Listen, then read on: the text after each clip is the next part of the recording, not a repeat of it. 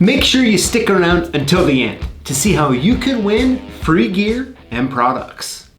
Hey, this is PJ with CLK Supplies, and recently I was actually recording a podcast, and as I was getting done with it, and like after several minutes, I was like, why don't I have the Lockfather on and talk to him about this one?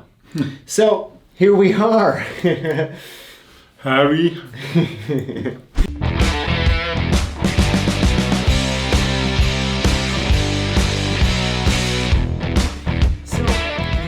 The topic that I was going over, which is another kind of heated topic. I seem to be doing a lot of those lately. Yes, you have. And that is customer provided keys. So in the world we live in today, if you have a retail store or you have even just a mobile operation, at some point, at some time, customers are going to be bringing you keys that they didn't buy from you. And that's just kind of the reality of the world that we live in today, isn't it? Right. Mm-hmm. And so my question is, Lockfather, how do you deal with customers who bring in their own keys to have cut? Well, they bring them in and you say, hey, will you cut this? I said, well, let me first check and see if it's steel. Mm-hmm. Because if you use it on a brass cutter, it's going to ruin it. Okay. And then if it is, I say no way. But I have do them, not always, but most of the time we do them. And we charge them half the price of what it would be from us. But I also tell them that the chip in it, if it doesn't match yours, because we can't identify the key other than they say, oh, I got it, Okay. And can you cut this? I said, yeah, but we won't guarantee it for two reasons. We won't guarantee it. If we go to program and it doesn't work, they still got to pay us. Okay. And if it's I call them sidewinder keys. Yeah, high security. Yeah, high security. If it flips out of the jaws or damages it, because sometimes it does, Yep. we're not responsible. Okay. So if they're buying it from us, no problem. We'll fix you and get you going. Okay. So I want to ask you a few different questions, okay? And here we go. guys, hey, the best part about this is he doesn't know what I'm getting ready to ask, so it's really more fun this way, isn't it? Lord help me. So I want to give you a few situations, and I kind of want to walk through, kind of talk about them. Okay. The first one is a fairly common one. Someone buys a new boat or UTV. Right. Or maybe a used one at a dealer, and the dealer gives them, they buy an extra key, right? But that key typically is not cut. They don't have key cutting machines, and so they just buy a blank. Right. And they bring that blank to you. Mm-hmm. You will cut that. Yes. Again, I check it to make sure it's not steel. Okay. And 95% of them aren't, but there's that 5%. Okay. So worth that $50 to $150 cutter to do it? No. Okay. So if it's steel, you won't do it. If it's brass, you will do Right. it. Now, what about are you gonna charge for that? I charge them half price of what we would sell it So if for. your key is $10, you're gonna charge them $5. Yes. Okay.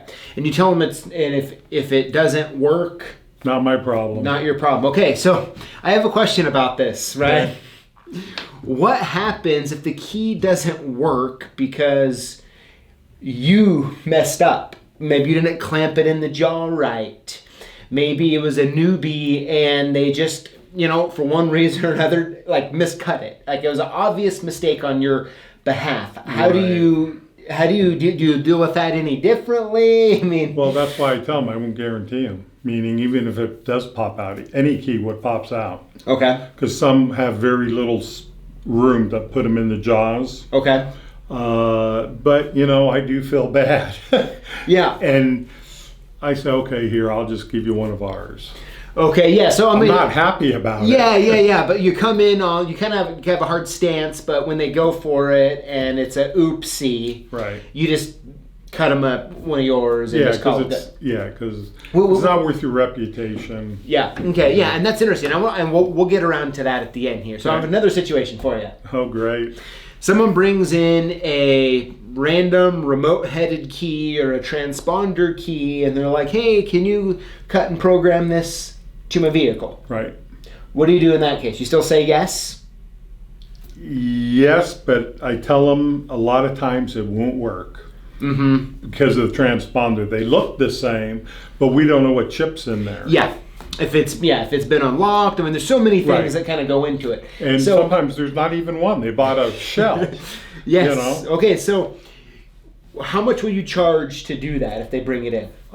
I charge them to cut the key. If we sell the key for $60, Okay. I charge them $30 Yep. plus the programming. Plus the programming And the fee. programming, you can't get out of.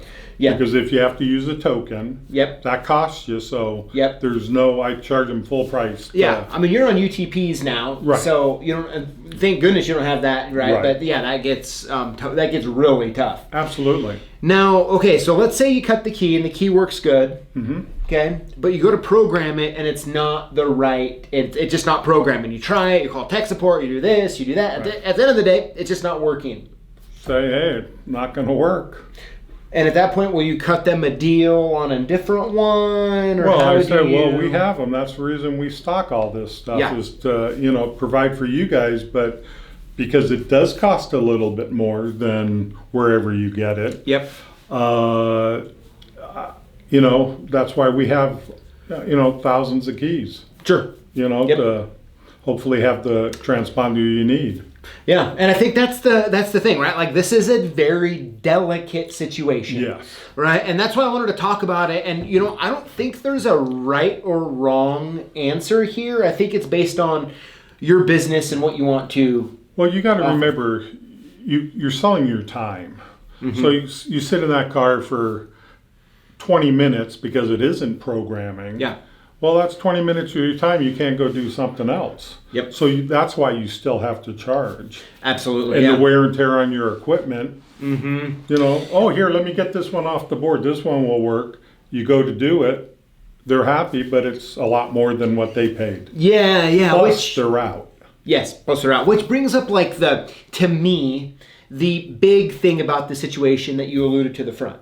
Right? And that is when a customer is coming to you, I think so much of the time, it's not necessarily because you charge too much per se, Right. but because maybe, they locked their keys in their car and their parents bought them a key and sent it to them. Maybe they, for whatever reason, they found themselves a key, but they needed to take it somewhere to get it cut. And so you have that customer still has walked through the door. Right. Right? And so the customer is there, and is that experience going to be good or bad, right? And I think from my perspective, at the end of the day, you want to have a plan. You want to have something that you can do that you don't want to shame the customer, right? You don't want that customer to walk through and be like, oh, how dare you bring me that key, and shame them right out the door. You don't want to do that. No. Ever. No, you want to always be Ever. courteous to your customer. You do. Because that's how you make your living. Yes, but I mean, a lot of times guys take it personally. Like, you're bringing that key into me, and now it's my problem. Yeah, Right. no, it's not my problem.